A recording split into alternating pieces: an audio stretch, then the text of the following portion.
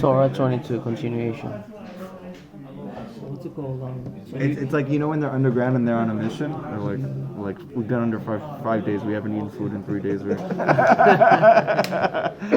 So my tongue is sticking to the top of my palate. I haven't been able I to. managed to understand this so clearly. Thank you, God. Okay. So he's having like he's like Hashba. Yeah. right from Shemaim. Yes. Because his soul is his wisdom. Your soul is your wisdom. And therefore, the only reason we're not able to internalize his wisdom is because our body's not a kli for it. But through the shimush, we're breaking the brazenness of the body. And then we allow our body to become a kli for his soul, meaning his wisdom. And then his wisdom is able to give you faith. Because only through true wisdom are you able to come to real faith. Okay, good. So that's exactly what the Torah is. Yes, that's exactly why I work so hard at making this lesson. The Torah is Hashem's quote-unquote mind. I need everybody to focus and to stop talking because I have a lot that I want to say. We can have your sweet chidushim at the end. Okay. I wrote it down. Good. I have it on paper. This is everything we did together. So now the question though is, how do I get to the level that I can have this shimush with the Rabbeinu? That I'm coming to the classes all the time, that I'm giving tzedakah for him, that I am shining his light, that I'm getting people to come to his classes, that I'm teaching over his Torah. This is high level, heavy duty stuff, that I'm following his advice. How do I have the koach to do this? He says you are not able to do this 100% only through one means. Through happiness. Yeah, you have to be happy. If you're not happy, you can't do this. You're not happy, you're not in. Like my rabbi says, if you're not happy to be here, we'll happily get rid of you.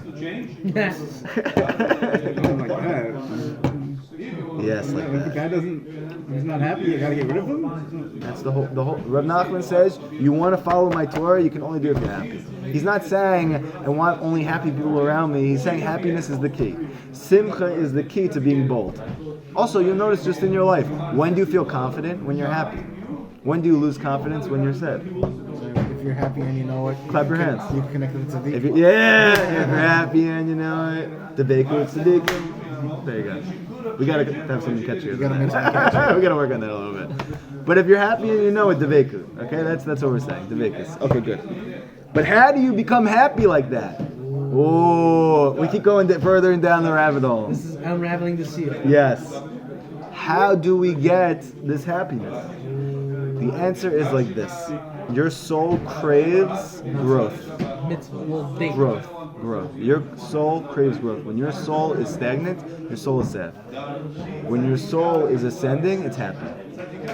That's what it means. So only when you're continually working to bring the Torah into your life, that you're doing hipodadut, that you're constantly every day trying to do more, trying to improve every day, then you'll be happy. But if you stop, you won't be happy. You won't be happy. Your soul won't be happy.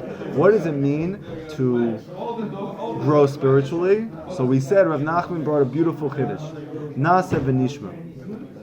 This is the process of spiritual ascent. I'm going to do and I'm going to hear. And what Rav Nachman teaches that means? It means I'm going to actualize what I learn. That's nasa. No, by doing it, meaning whatever's in my koach to do. You take this Torah that you learned tonight, you're able to do anything from it, go do it. Let's say you leave here, you have tzedakah, you want to give it to the tzaddik, you give it. Good, that's nasa. Now what's v'nishma? V'nishma is tefillah.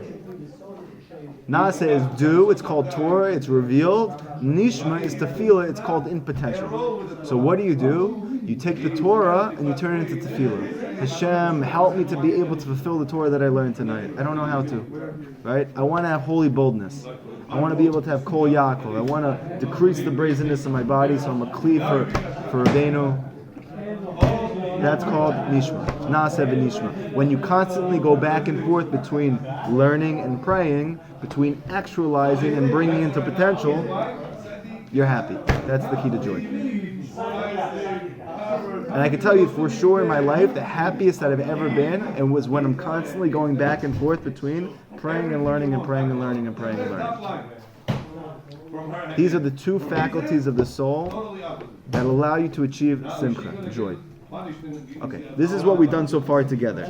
Now I'm gonna move forward. You ready? Listen to this. It's unbelievable. You ready? Mamish. This is what our rabbi said. Hamakesh rachamim al chaveiro. Everybody's favorite excuse to pray for somebody else. Janky. Because the Torah teaches me I'm gonna get it first. Like the guy told me in the class, the kid, he said, is it true that if you pray for somebody else, you get it first? Yes, so I'm going to pray for somebody. Doesn't that sound weird though? Doesn't that sound a little funky? Why should you get it first? And also, should that be your motivation? Why should the Torah teach you that? Definitely that shouldn't be a motivation. However, Because on the Midrash, like, if someone is sick, if they pray for themselves, it's more effective than someone else praying for them. Okay, but that's another thing. But there's a very famous Gemara in Bava Kama. It says someone who requests for someone else, he gets it first. Why? It's true. Why? Why? I don't know why, but it's true. Good. That's an honest answer. And therefore what? Person is normal to pray for yourself. When I need something, why should I waste my time when I can do that for me? So why should that make it effective that it's against your nature? Because Hashem goes against his nature boldness. for you. Because it's boldness. What do we say that holy boldness is? Against the nature of the body. So listen what Rav Nachman's about to say. Never happened though to me. Listen, because you haven't really done it. Bahu tzarich. No, Bahu tzarich la'ato davar. A person needing the very same thing, hu na'aneh techila. He asks first for his friend. Kimat tzarich la'ato davar, but he really needs it. Ve'enu mevakesh al atzmo. He doesn't ask for himself. Hu mechamat shehu b'bchinat ayin. He has entered the state of consciousness called nothingness. Is that good? It's the best. So I should be praying for other people all the time? But listen, it's not just doesn't just work to pray for other people. Listen to why it works. Listen to why this Gemara was unbelievable. Because when you pray for another person genuinely, but you really need it, you really want it. Hashem, please help my friend get a zivug. You're spending 10 minutes, 15 minutes, 20 minutes praying for this guy. You need it. But you're not praying for him because you want it first. You're really praying for him because you're disregarding yourself. Now what happens when you disregard yourself? That's called bitul. That's called nullification of the ego. And when you nullify your ego, you're then included in the Ein Sof. You're included in the infinity of God. Now why does that help? Because you've nullified your finite self. Yes! Therefore, you can fit into an infinite space. And therefore, you get it first. Now, why should you get it first? Because you're in this infinite place. So the answer is like this. V'hu b'chinat techila. Because the concept of nothingness is the concept of first. How can somebody get to the Hayenu kodem abriya, meaning before creation. Mamish, what I freaking love. And because of this, he's first. He gets it first. Yeah, listen. I have this chills that are running through my bones right now. Do you hear what we're saying right now? Rav Nachman the Gaon. By the way, you can't be in Ukraine in the middle of nowhere, learning from nobody and know these things. Just putting it forth. Okay. Second, what is he saying? He's saying like this. Why should you get it first? Because you've entered the state of consciousness called first. And therefore you can have anything. Therefore you get it first.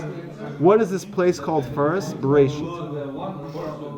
What's Bereshit? Prior to creation. What's prior to creation? Tefillah. Yeah? So what's happening is like this. By you nullifying yourself, it's like you don't exist. So it's like before creation. And that's tefillah. What do we learn about Hibodedut? The whole essence of Hibodedut, of tefillah, is to nullify your ego. You can only do it through Hibodedut. Why is that beneficial? Because you get your prayers answered then. Why are you getting your prayers answered? Because you have entered pre-creation state. Oh, Hashem mechadeshes the world every second. You enter the state of Mechadesh, but only in pre-creation. Yeah. You hear? So every lesson that we learn, we keep adding and adding. It's like a beautiful web of... How do you Yeah, okay, I pray for someone else for 10 minutes. No, but it only works when you've nullified yourself completely. But like, how do you bring Nullify yourself? Again, yeah. Shimush. If you Everything Fine. will This end. is still gonna be like 1% that I still in the back of my head 1% So we for keep, me. that's why that's you have to do go to do it every day, because as you do this every day, you will work on nullifying your ego. So you're saying one day Yes. when I finally hit the perfect prayer, when it's 100%. No, it's not about and that's finally. it? It's that every prayer is building on the prayer before you. It's Everything in the cumulative. Ruchnius is cumulative. Yeah, it's cumulative.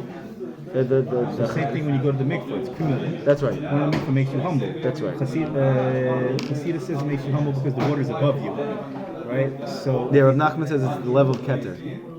It's the highest level. So I'm agreeing with you. what is? The mikvah. Mikvah size level? Okay. So if you go and you do toivel every day, then you become more and more humble, much more than the time before. Right. And it's cumulative. And if you do that for 50, 60 years, then you Right. become... There you go. Okay? So you have to keep working at it. Okay? But the more that you work at this, the more you enter the state of pre-creation, the more you enter the state of Machadesh, Hashem can renew, it's easy for him. Because now you're before creation and Hashem made everything at that point. Once he makes it, it's more difficult to do. One second. It's really important. How do you justify doing Kippur ever then? Should we always be praying for other people then, based on this? No. You now should be praying for what's real. What's real is for you right now. genuine. But as you genuinely pray for yourself every day, you will come to true humility because you should be praying for that. And as you come to true humility, your prayers are going to change. And they're going to be less and less selfish. But you should not be working on making them less selfish. Does that make sense? What about this Kiddush that Rav Rosh said that you shouldn't pray for things that you have something that you're dealing with, that you shouldn't pray for the solution, that you should thank Hashem for the problem? Okay. So I have a different mahalach than Rav Arush. I have a different outlook, perspective on this. He's really the only one who says you should only be thinking, you shouldn't be asking for anything. There's no other Breslov rabbi who said that. I think it's very, very important that you thank. I think it's important that you start off by thanking. But I think it's very clear, at least for me and Rav Nachman's writings, you should be asking for what you need. You should be asking for what you need as well. Well, I think he says you could ask for a muna, but even like by his teachings, you could say thank you for because I don't have a muna. Right. You can say, you know what I'm saying? So here's the thing. Rav Arush is taking very deep Torah of Likutey Moharan and he's simplifying it very much to get you to the end goal.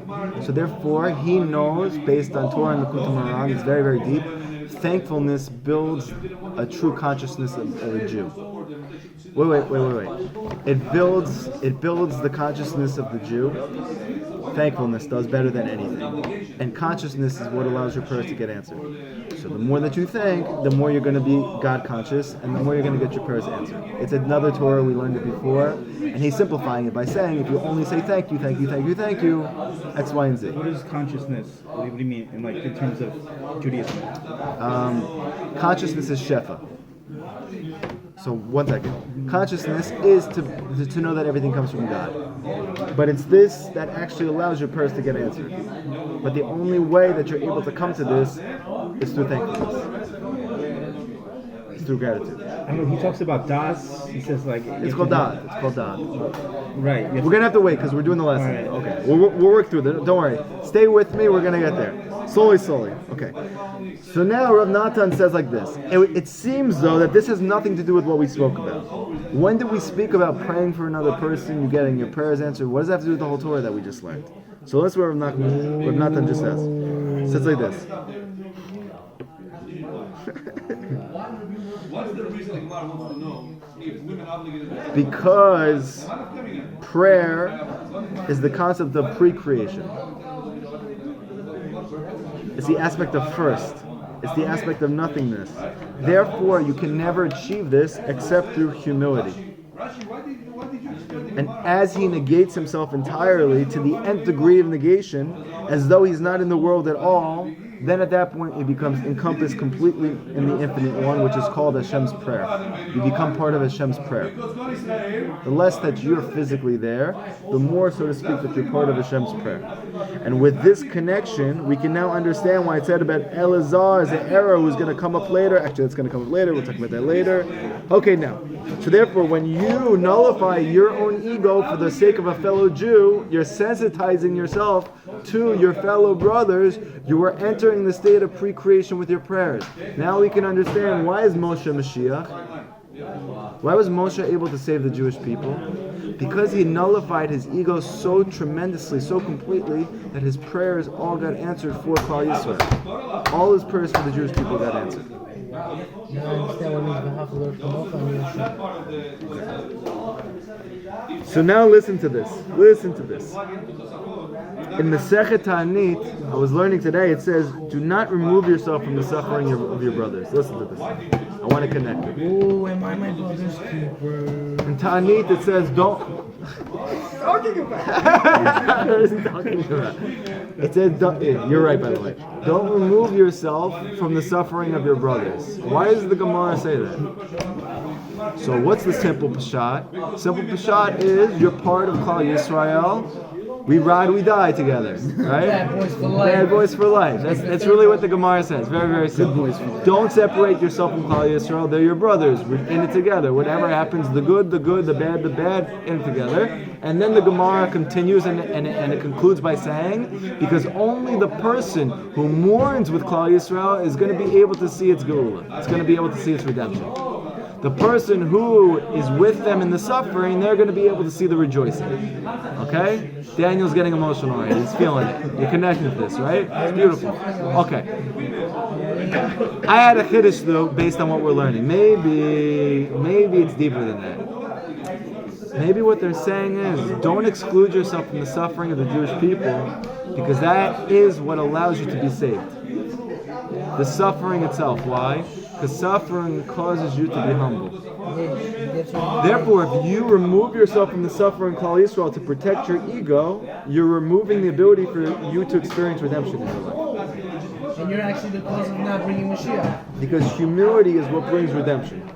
Because humility is what allows you to enter the state of nothingness, which allows your prayers to get answered, that brings the redemption. So therefore, by including yourself in the suffering of your brothers, then you're constantly in a state of bitul, nullification. It sounds super like Buddhist-y, like nullifying What do you think the Buddhist enlightenment. Kumbaya. There's a hint of truth in everything.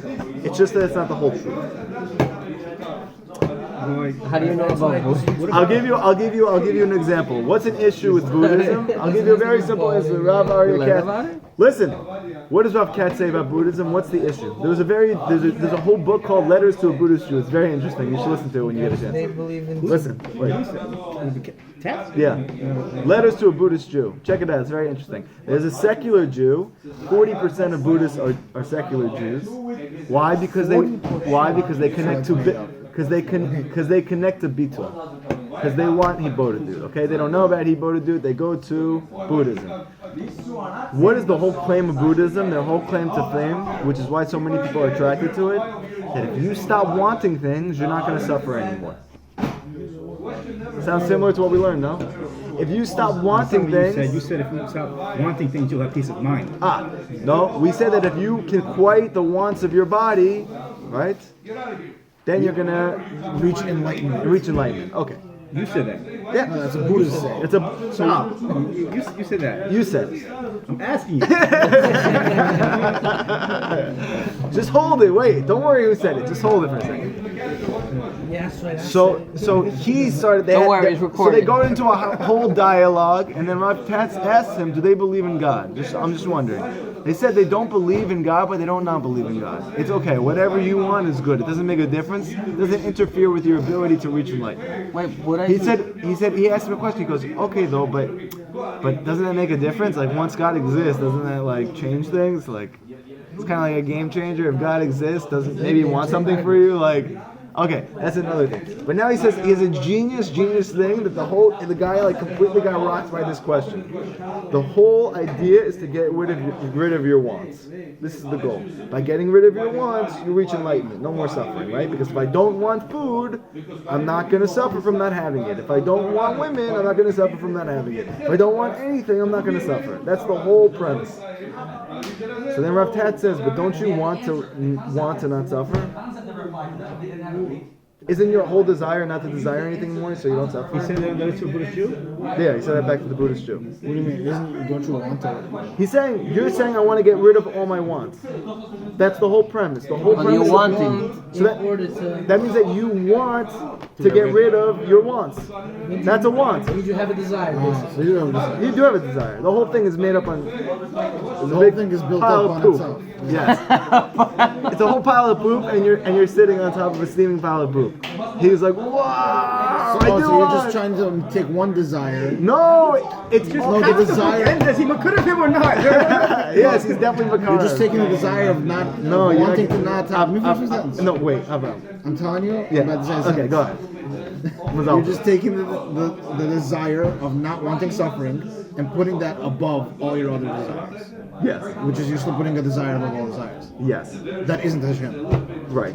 And the main point that he's trying to say to him is that the whole premise of Buddhism is to get rid of the desires. That's why it works. But you're only achieving anything because you only want to get rid of it. So obviously there is such a thing as desire. You're not getting rid of it. So then he's like, whoa. Okay. So he converted? He became Baal Tshuva, yeah. Yeah. Okay. That's you? No. He became a Judas. He became a Judas. A Judas priest. Okay. So wait, listen. Listen. Why am I telling you this? Because you want to. Because you want to. Why did I start telling you this? Anybody know? You want to teach us about all that's that, huh? Okay. So anyway, basically, what I'm trying to tell you is like this. Why should you include yourself in the suffering of the Jewish people?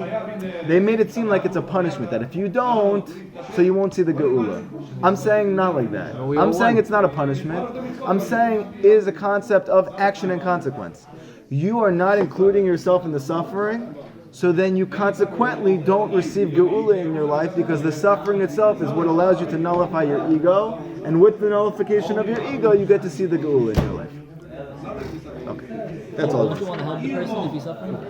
Yes, that's a whole other thing. But the Gemara is seeming to say, don't remove yourself, because then you won't see the redemption with them. That's the simple understanding. I'm just trying to say that makes it sound like it's a punishment. And if you remove yourself, you won't get to see it. Hashem's not going to let you. You don't deserve it because you didn't suffer with them. I'm adding to that. Okay, so now listen to this. We said that there's a concept of full statement and half statement. Bereshit is a full statement. Bara is a half statement. Bereshit bara Elokim. Bereshit is a full statement. It's made up of 6 letters. Bara is half of that. It's 3 letters. Okay, full statement, half statement. Full statement, half statement. Rav Nachman is teaching in this Torah. Bereshit is the concept of tefillah. First, before creation. Bereshit. Tefillah. That's a full statement. Bara, which is a half statement, is the concept of Torah. What's the difference between tefillah and Torah? Tefillah includes Torah. It gives birth to Torah. Hashem's prayer is what created the world. He created the Torah through his prayer. He prayed that the Torah should come into existence. Wait. Just wait. So what's a prayer? What? What is a prayer? Prayer is before creation. That's the concept of prayer. What is the definition of prayer? Prayer, in this case... Oh, it's many cases. Yeah. Okay. Yeah. Prayer in this case means that you're accessing a state of no ego, which means it's before you exist. So that's like Bereshit, in the beginning. Every single time that you pray with no ego, you're entering Bereshit bara Elokim, when Hashem created the world. Okay. That's called a full statement. What's the benefit of this? You're in the realm of potential. However, what is called actual, what's called real is bara, which is the Torah. The Torah itself is called revealed. Okay. So now listen to this.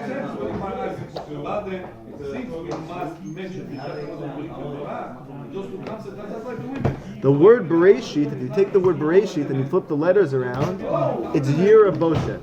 Fear and embarrassment. Yes. Yira means awareness of Hashem. It's like amuna. Boshet means humility. So what is the beginning? Fear. Amuna, humility. Amuna and humility. That's Bereshit. And what did we say? That amuna is tefillah. So you have tefillah and humility, you enter the state of Bereshit. Yira Boshit. It's in the word. You guys understand or not? One more time. Rav Nachman just proved to us that tefillah and nothingness, or humility, is the concept of Bereshit in the beginning. He says you see it in the word itself. Flip the letters around and you get Yira Boshet, which is Amuna, humility. You're bullshit? That's Yeah. Bereshit, no? Yeah, that's exactly what we're saying. Come on, let's go. Wake up, guys. Yira means fear, but what is Yira? That's Pachad. Pachad is terror, to be in fear, meaning I'm scared for my life. Pachad. What's Yira? Yira means awe. Yira means awe. I'm in awe. But directly translated means awe. Yeah. It just refers to his fear. It's to be. It's like you see an ocean, a sunset, and you're so in awe you can't speak. Like you don't exist anymore. You see a guy jumping in a fiery furnace and he's alive. You're in awe. Yeah. So at the moment that you're in awe, you have nullified yourself. So the more. You have entered state of fear. Welcome to your state. Yeah. It's to be like amazed, but in such amazement, That you're like scared. that you're like in terror. And that's what Yerushalayim. That's the concept of the shofar. You're froze. It says that the shofar blasts who's not scared, meaning you're in awe. It's like something comes over you, like when thunder hits or like whatever. Like it's in awe. It's not terror. It's awe. Yira, Boshet, they usually translate as embarrassment, but they also translate it elsewhere as like I'm ashamed to exert my No, ego. it's shame. It's like shame, but Bullshit what is literally translates to shame. shame? Okay, but what's the shame? It's really more like humility.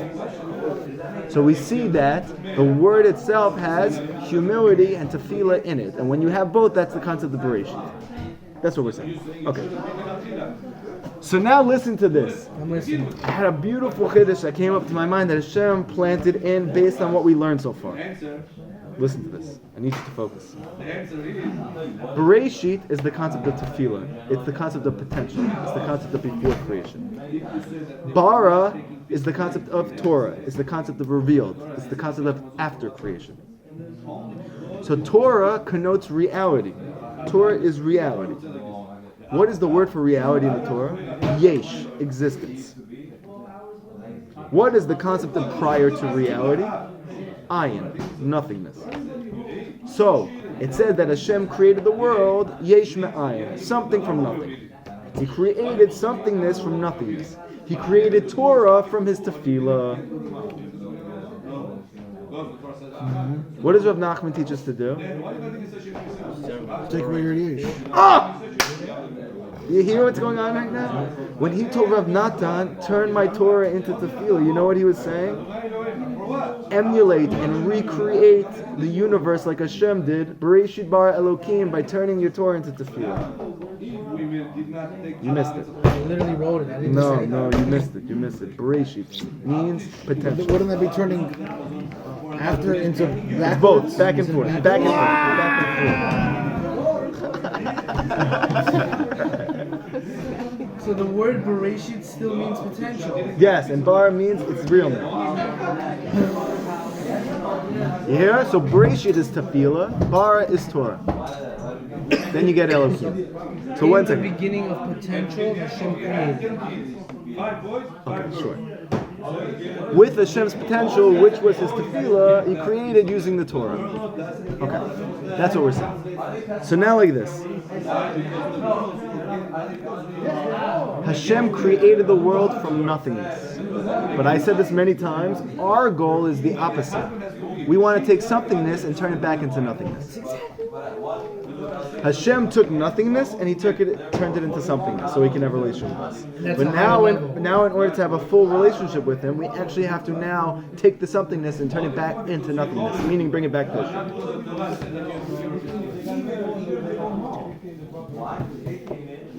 Cheat sheet. This is called turning Yesh into Ayin. Meaning, Hashem took the world from his tefillah, he turned it into Torah. Our job is to take the Torah and turn it back into tefillah. You hear what I'm saying right now? It's unbelievable. It's Gavad. Get off your phone. It's important. No, get off your It's more phone. important This than is past your creation. Just okay, but this is emet. I'm telling you right now. If you listen to this class, I'm telling you this is pure emet. Rav Nachman, the first piece of advice that we got in the very first Torah was turn my Torah into tefillah. Turn Torah into tefillah. Okay, great. Why is that the piece of it? So why is that number one advice? Wait, That- that's Aleph? yeah, that's Aleph. In the Sefer? Yeah. Then Rav Natan then took all of Rav Nachman's teachings for the rest of his life and he created Likutey Tefillah. He said, you don't know how many people are getting Gan Eden from this book. Why should you get Gan Eden from this? Why is this such a big deal? Okay, you turn my Torah into Tefillah. Poetic, beautiful, nice.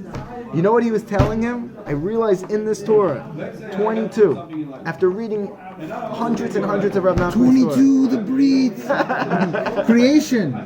No, literally, the letters, all the letters of creation. Alright. This is gonna be such a weird video. I realized, you know what he was telling Rav Natan? The secret of your existence. Turn Torah into tefillah, meaning turn your yesh into ayin. Take your physicality and turn it back into nothingness. Turn your Torah into tefillah. Do you understand how I got to that conclusion? If you don't, it's just say no. It's here. Rav Nachman is saying Hashem created the world from his tefillah, and he turned it into Torah. And we learned that we need to nullify our yesh. What is yesh? It's Torah. It's reality. So we need to turn reality back into potential. So we need to turn Torah into tefillah.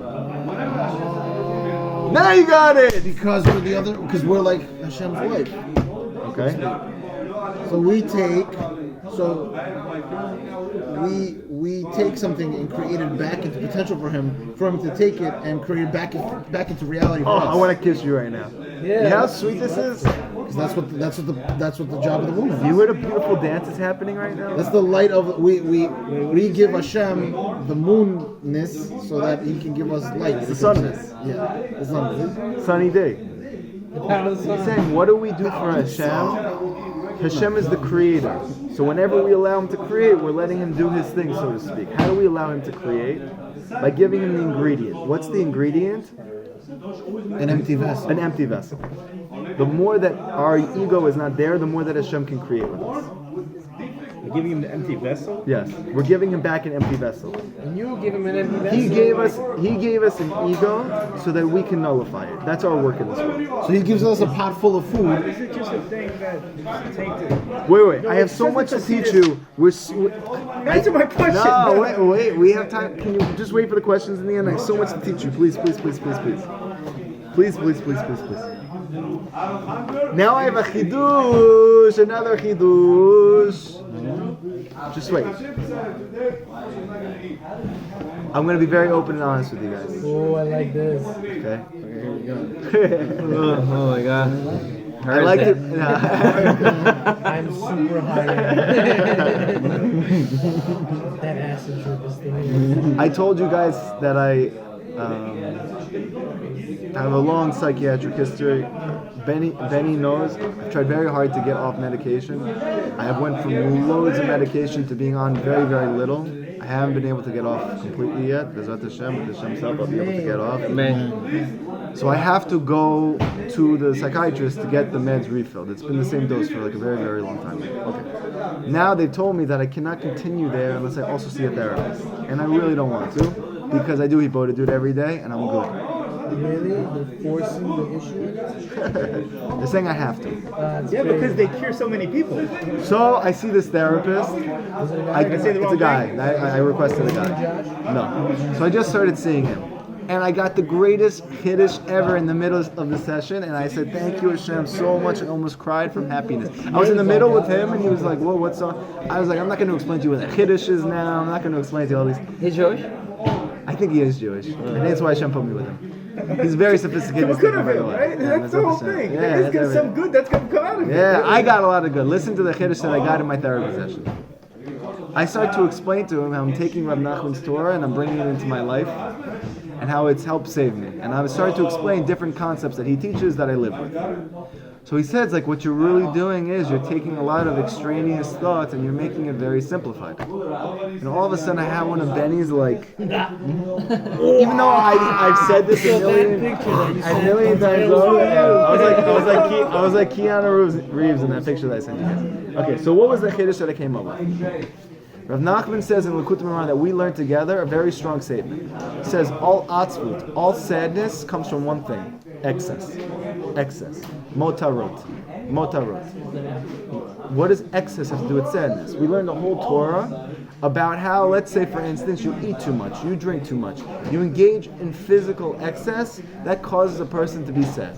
Right? So we give the basic example. A person lives in America, he has everything he needs, yet he has no meaning in his life, he's engaging in physical excess, and now he's sad. Okay. But I realize it's so much deeper than that.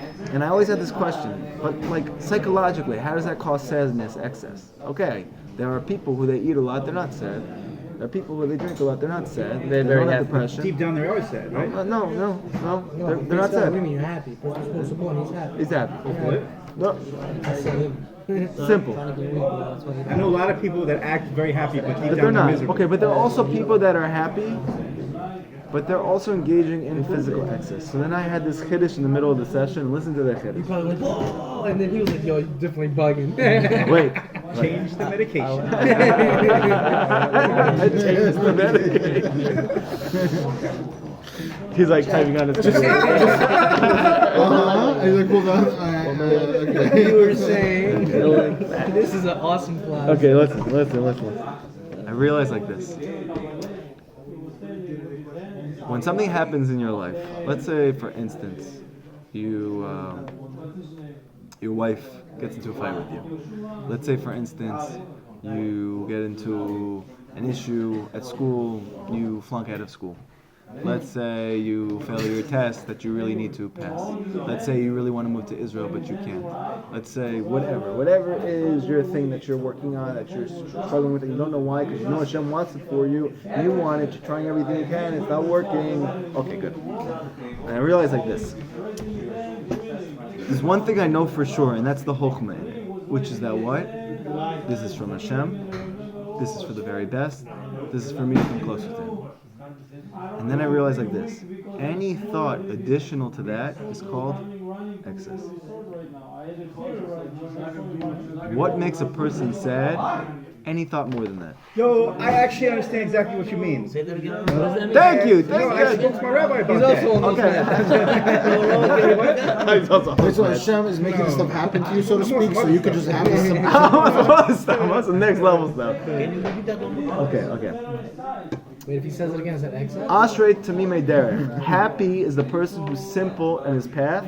Achochlim b'torat Hashem. He's walking in the Torah of Hashem. This is the first. No, this is Tehillim. This is Rav Nachman. Yeah, it's Tehillim. You know the pasuk? It's like 146. Tehillim. It's say like it one of every the. day. It's that. No, it's that last Tehillim. No, it's that.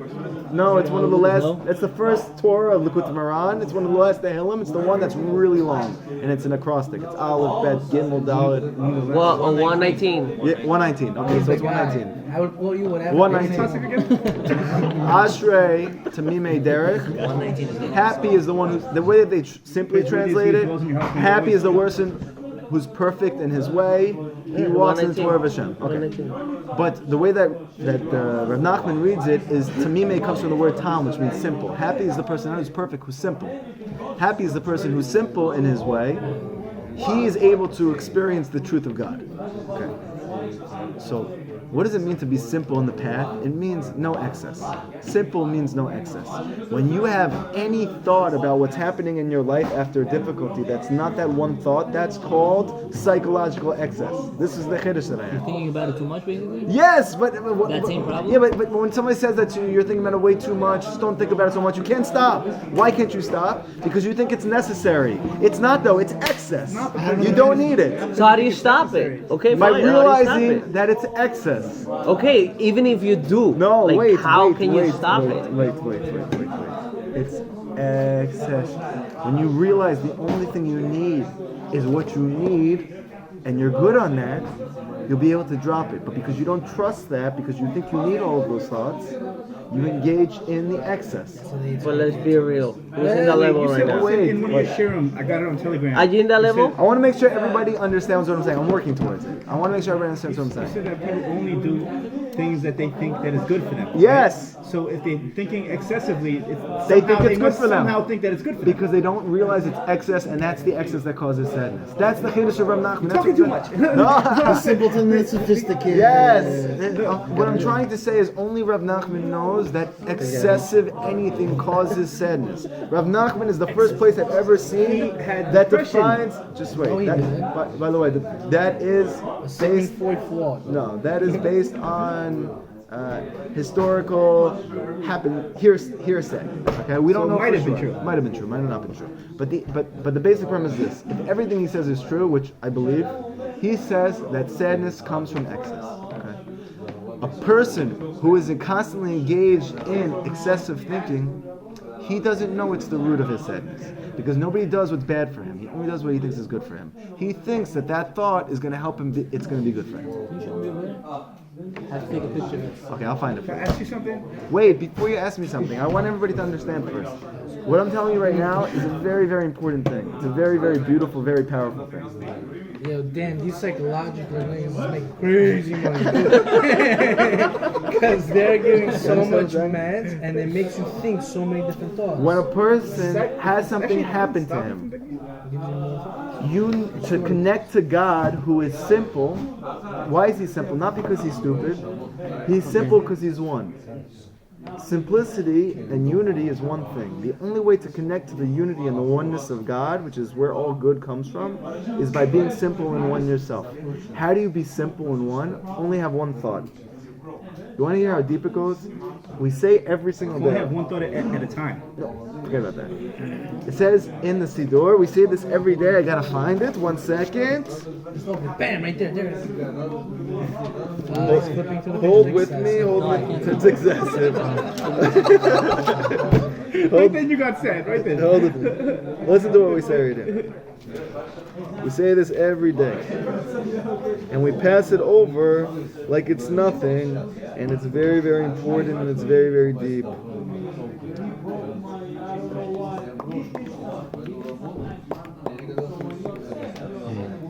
He looks like an Abraham Avinu. Here we go. Atzat Hashem leolam tamod. The Eitzah of Hashem is forever. His Eitzah, his one Eitzah.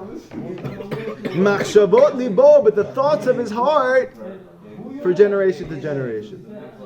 It says elsewhere that the Rishayim, they have their many thoughts, but only the Eitzah of Hashem stands. Prevails. What's the depth of this? That Hashem's Eitzah is one, but your thoughts are many. The essence of truth is one. The essence of evil is many.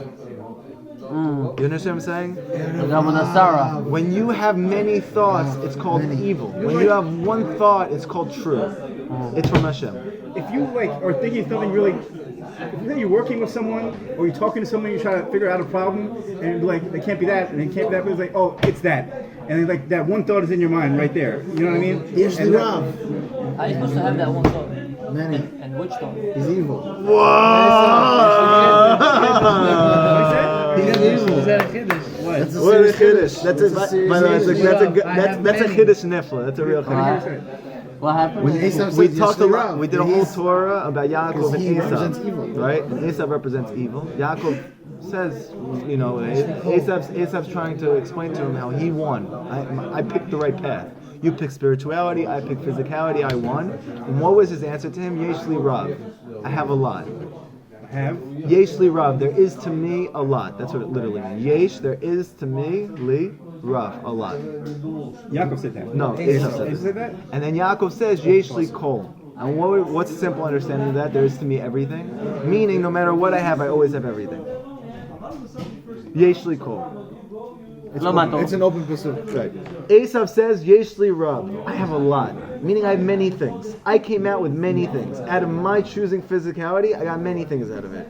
Yaakov says, nebach you. Because Yesh li kol. I have everything. What do you mean you have everything? You're like a...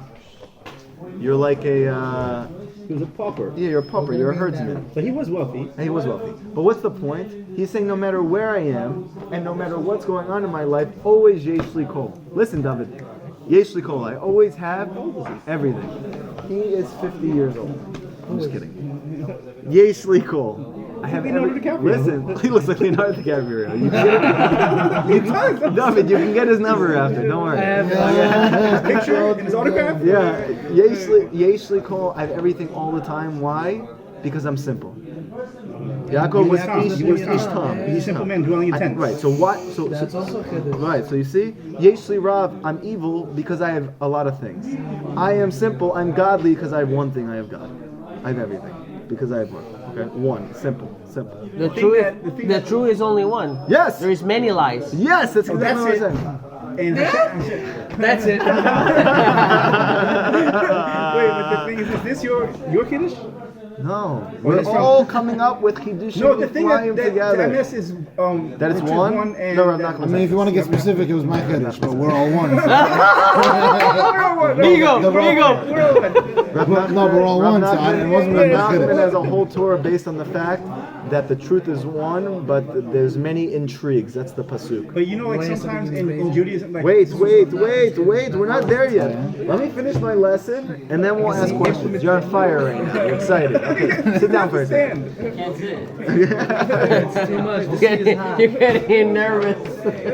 Let me finish this part, and we'll continue tomorrow. Yeah, you have 5 minutes. Amuna is called Yerushalayim. When the Torah talks about Yerushalayim, that we're praying for Yerushalayim to be built, you're praying for complete Amuna to be built in your life, right? What do we say? We want complete Amuna. It only comes from real tzaddikim, because only real tzaddikim can connect you to the 7 royim, the 7 shepherds. Okay? That, when you get that full Amuna, it's called, you have Yerushalayim rebuilt. Okay. And what is Yerushalayim? It's Yira Shalem. Complete Yira. And what is Yira? It's awe. It's Amuna. Yira is Amuna. So what is Yerushalayim? The words literally is Yira Shalem. Shalem Yira. Complete Amuna. Yira Boshet. Bereshit. It's all in the word Bereshit. Yerushalayim Bereshit is the same exact thing. Thus we found that Amunah is from the shepherds, but we can't connect to the true shepherds except through boldness. And we can't get real boldness except through happiness. And we can't get real happiness except for, you're following me right now, right? Except through Naaseh v'Nishma. Constantly elevating our soul through Torah Tefillah, Torah Tefillah, Torah Tefillah, Torah Tefillah. However, the main completeness of happiness comes from the tefillah aspect. Why? Because it says in Tehillim that the ikar of simcha is yira. Like it says in Tehillim, the gilu birada, I trembled with happiness. Meaning through yira I come to simcha. So I get my happiness through Amunah. We gotta listen on this. What? The happiness comes from Europe. Yeah. Happiness comes from Yira. You would think happiness comes from physical pleasure, but we're saying that takes away from your happiness. That's excess.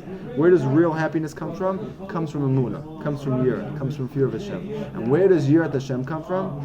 Amunah. Torah. Tefillah. Talking to Hashem. Okay? So we see that the key to joy is Hipodidut.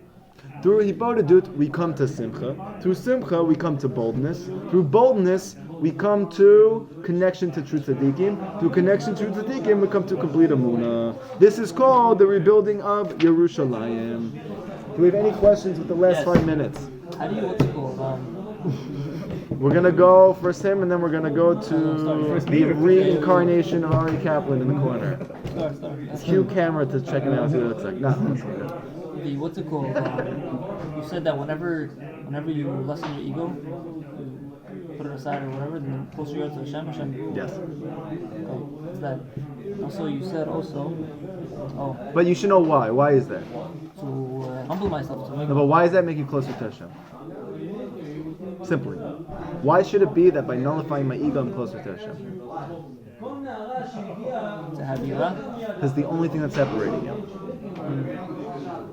So the ego is separating the two. All you have is a soul and an ego. That's all you have. You have two things. You have a soul and an ego. Your soul is a piece of God. So if you just connect to that, you have complete unity with God. What's stopping you from that? Ego. So the more that you nullify your ego, which is also the taivas of your body, the more you're close to Hashem. 1, 2. You have another question? Yeah, I'll say that. Okay. Before we He's next. David, go ahead before you have a nervous breakdown. And we have to get you on more medicine.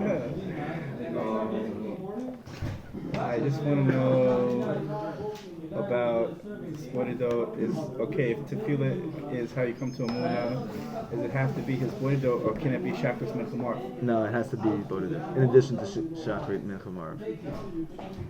Classic first question. Also, I want to see that pasuk for myself where it says that Ashrei Tamimei Derech Olchim B'Torat Hashem. 119.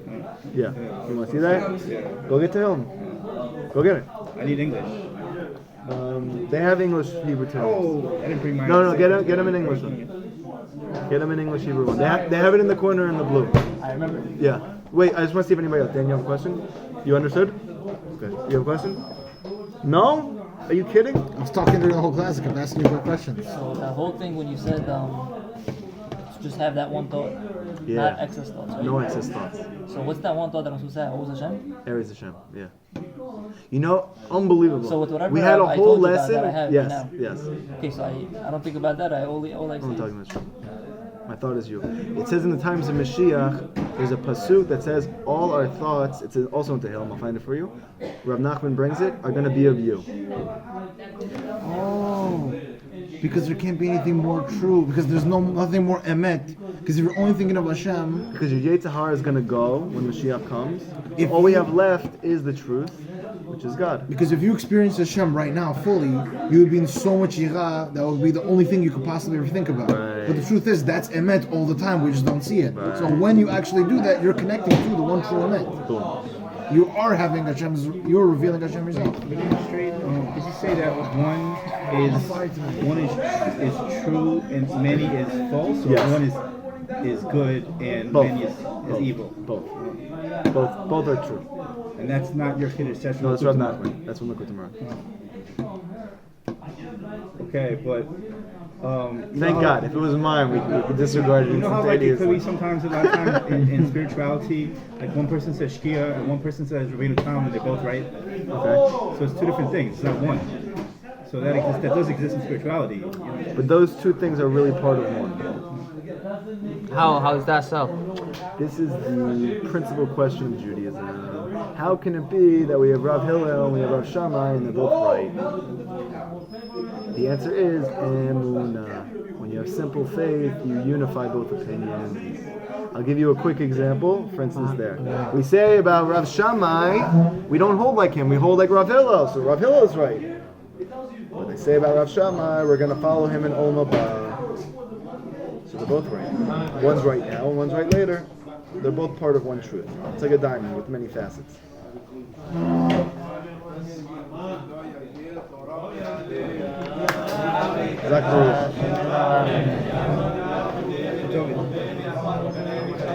I'm teaching another class after this. Sorry. Hey, Shemir Rabam Marali Al Meul El Me'alma Ya Yivarach. Okay, how do I stop this?